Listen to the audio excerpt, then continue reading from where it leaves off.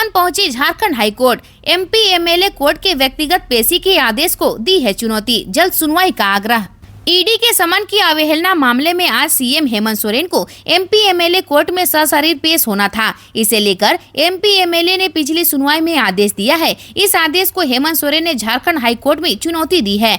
उन्होंने अधिवक्ता पीयूष चित्रेश के माध्यम से क्रिमिनल मिसलीनियस पिटीशन दाखिल की है। मुख्यमंत्री हेमंत सोरेन की यह याचिका न्यायाधीश जस्टिस अनिल कुमार चौधरी की बेंच में सूचीबद्ध है। इस संबंध में अधिवक्ता पीयूष चित्रेश ने बताया कि हम अदालत के इस मामले की सुनवाई की अपील करेंगे। एमपी एमएलए कोर्ट ने उन्हें ईडी के समन के अवहेलना मामले में अदालत में पेश होने को कहा है। उन्होंने इस मामले में व्यक्तिगत पेशी से छूट का आग्रह करते हुए याचिका दायर की थी, जिसे 26 नवंबर को कोर्ट ने खारिज कर दिया था। साथ ही उन्हें 4 दिसंबर को व्यक्तिगत रूप से अदालत में हाजिर होने का आदेश दिया था। हेमंत सरकार ने दी बड़ी खुशखबरी, 11 दिसंबर को महिलाओं के खाते में आएंगे 2500 रुपये।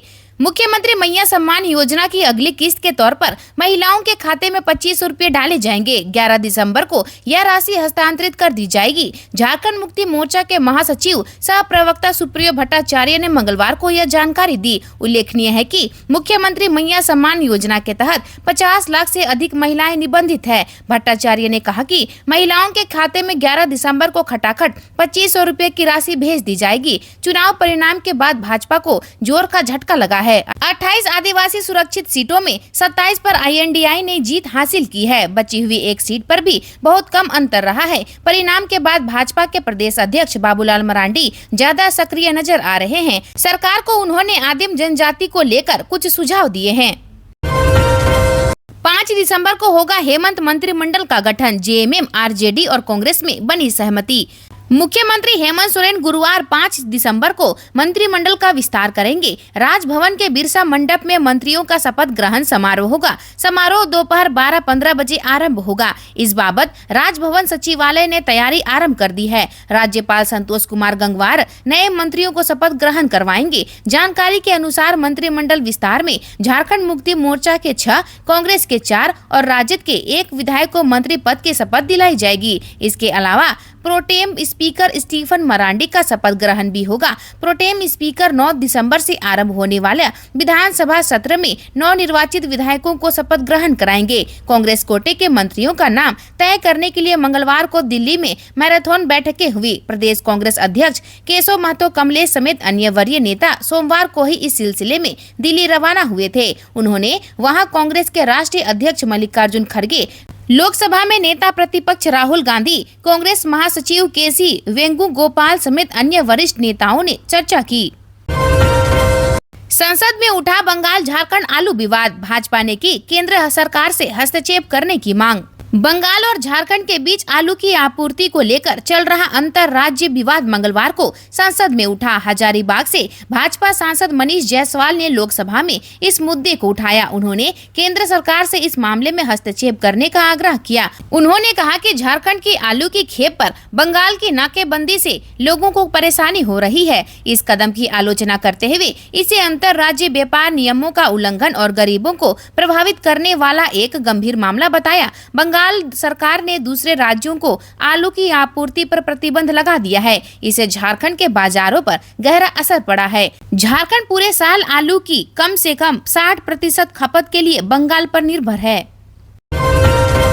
झारखंड में अगले 3 दिनों में बिगड़ सकता है मौसम। रांची आईएमडी ने जारी किया अलर्ट। अहले सुबह कंपकपाती ठंड तो सूर्य देव के दर्शन होते ही गर्मी का असर। कुछ ऐसा है राजधानी रांची समेत आसपास के जिलों के मौसम का हाल। 2 दिनों पूर्व तक चक्रवाती तूफान फेंगल का असर दिख रहा था तो तापमान भी 4 से 5 डिग्री सेल्सियस तक गिर गया था, लेकिन एक बार फिर तेज धूप ने रांची का तापमान बढ़ा दिया है। हालांकि अब आने वाले दिन में मौसम बिगड़ने का अलर्ट जारी किया गया है। लोगों से सावधान रहने की अपील की गई है।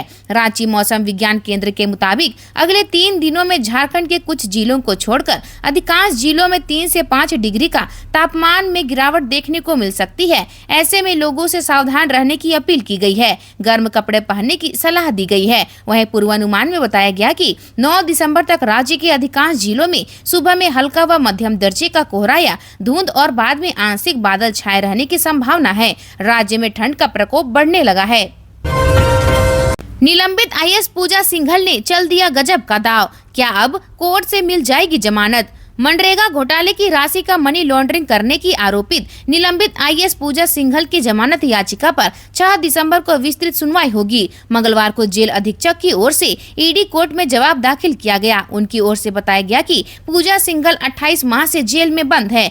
पिछली सुनवाई के दौरान ईडी कोर्ट ने मामले में बिरसा मुंडा केंद्रीय कारा होटवार के जेल अधीक्षक से रिपोर्ट मांगी थी। पूजा सिंघल की ओर से नए कानून बीएनएस का हवाला देते हुए ईडी कोर्ट से जमानत की गुहार लगाई है। पूजा सिंघल ने दाव चलते हुए जेल से ही बंदी पत्र स्वयं लिखकर कोर्ट को भेजा है, जिसमें जमानत के लिए बीएनएस की धारा 479 का हवाला दे दिया है। अब देखने वाली बात होगी कि पूजा सिंघल का यह दाव कोर्ट में टिक पाता है या नहीं। इस अधिनियम के तहत कोई आरोपित जिसका पहला अपराध है और उस धारा में होने वाली अधिकतम सजा का 1/3 अंडर ट्रायल में काट चुका है, तो वह आरोपित जमानत का हकदार होगा। पूजा सिंघल ने इसको लेकर जेल से ही बंदी पत्र लिखकर भेजा है।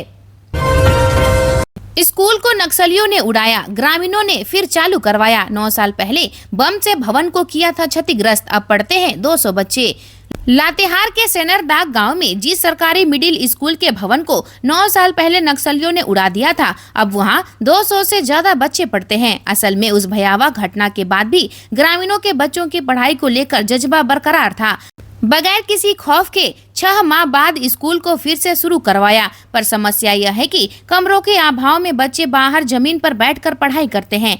इससे शिक्षक और बच्चे दोनों को परेशानी होती है। सबसे ज्यादा परेशानी गर्मी और बारिश के दौरान होती है। 2015 में नक्सलियों द्वारा बम से उड़ाए गए भवन को बनाने में अब तक ना तो प्रशासन और ना ही किसी जनप्रतिनिधि ने पहल की है। लातेहार के पूर्व विधायक वैजनाथ राम पहले शिक्षक थे। वे झामुमो की सरकार में शिक्षा मंत्री बने, पर स्कूल की तस्वीर नहीं बदली। लातेहार के डीएसी गौतम साहू कहते हैं उन्हें स्कूल की दशा की जानकारी नहीं है। अभी सूचना मिल रही है तो चेक करवाता हूँ, वहाँ नए भवन का निर्माण कराया जाएगा।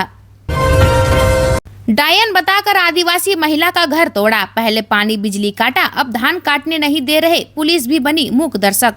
राजधानी से करीब 50 किलोमीटर दूर चान्हो प्रखंड के चूटियो गांव में रहने वाली 50 साल की एक आदिवासी महिला मंगरी उरांव को डायन बताकर पिछले 4 महीने से प्रताड़ित किया जा रहा है। ग्रामीणों की प्रताड़ना के कारण पूरा परिवार दहशत में है। पीड़ित महिला के अनुसार पूरा गांव गोलबंद होकर उनका और उनके परिवार का जीना मुहाल कर रखा है। उनके घर को तोड़ दिया, पानी का पाइपलाइन काट दिया, बिजली भी काट दी गई है। बड़ी बात है कि पीड़िता द्वारा नरकोपी थाना में प्राथमिकी दर्ज कराए जाने के बाद भी ग्रामीण ना तो झुकने को तैयार है, ना ही मानने को राजी है। करीब 1 माह पहले एक बार गांव पहुंची नारकोपी पुलिस को ग्रामीणों के विरोध के कारण वापस लौटना पड़ा था। मजबूरन पीड़ित महिला सपरिवार पतरातू तेतरटोली स्थित अपने मायके जाकर रहने लगी थी। 1 महीने तक वहां रहने के बाद अब जब धान काटने के लिए गाँव पहुँची तो फिर से ग्रामीण उन्हें परेशान करने लगे हैं।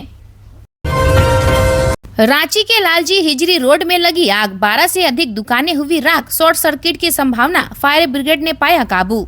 राजधानी रांची के मेन रोड स्थित लालजी हिजरी रोड में भीषण आग लग गई। आग एक कॉमर्शियल भवन में लगी। आगजनी की वजह से इलाके में अफरा तफरी मच गई है। लालजी हिजरी रोड घनी आबादी क्षेत्र है। ऐसे में जब तक आग पर काबू नहीं पाया गया तब तक भय का माहौल बना रहा। हालांकि सूचना मिलते ही फायर ब्रिगेड पहुंची और घंटे भर से अधिक की मशक्कत के बाद स्थिति नियंत्रण में लाया गया। इस आगजनी में विभिन्न तरह की 12 से अधिक दुकानें जलकर राख हो गई। जिस बिल्डिंग में आग लगी वही पास में बिजली का पोल भी है। ऐसे में आशंका है कि शॉर्ट सर्किट की वजह से आग लगी और तेजी से फैल गई। इलाके में प्लाईवुड की दुकानें ज्यादा है, इस वजह से लोगों की सांसें घंटे भर अटकी रही। उसी इस रास्ते मरवाड़ी कॉलेज के लिए स्टूडेंट्स भी आते जाते रहते हैं। जिस बिल्डिंग में आग लगी वह मद्रास कैफे के बाद बगल वाली है। आग लगने की वजह से करोड़ों का नुकसान होने का अनुमान लगाया गया है।